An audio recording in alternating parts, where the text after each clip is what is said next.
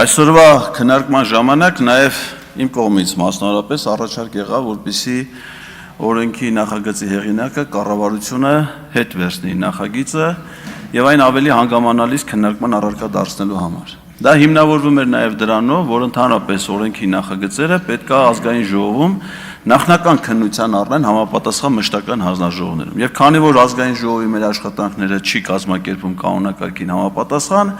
եւ մենք ունենք կոպտագույն խախտում, որ ըստ էության կառավարության կառուցվածքի վերաբերյալ հարցը քննարկում ենք այն ժամանակ, երբ որ կառավարության անդամները արդեն նշանակվել են, կառավարության ծրագրին խորհրդարանը հավանության արժանացել, նոր հետ ենք վերադարձել կառավարության կառուցվածքի քննարկման։ Դա նշանակում է, որ հրատապություն այս խնդիրը չուներ, այսինքն եթե այն կառավարության ծրագրից հետո էր քննարկում, կարար ծրագրեր, ասենք օրինակ սեպտեմբերին, եւ մենք հնարավորություն ունենք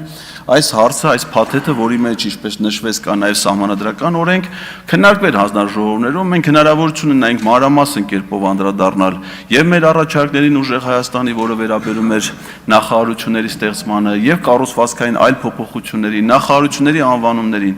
բայց սա ցույց է տալի, թե ինչ մշակույթ է առհասարակ ձևավորվել Հայաստանում խորհրդարանական գործունեության համար։ Իհարկե դուք կարող եք միշտ փաստարկել քանակական մեթոդի կիրառումը, որ մենք թվականակով շատ ենք, հետեւաբար մենք ենք որոշումներ կայացնում, ու ընդհանրապես կապ չունի, ուրիշ ինչ առաջարկներ գոյություն են, այդ առաջարկները ինչքանով են հիմնավոր, չկա, իսկ խորհրդարան ինչով է խորհրդարան, որպեսզի կարծիքներ հնչեն, այդ կարծիքները քննարկման առարկա դառնան,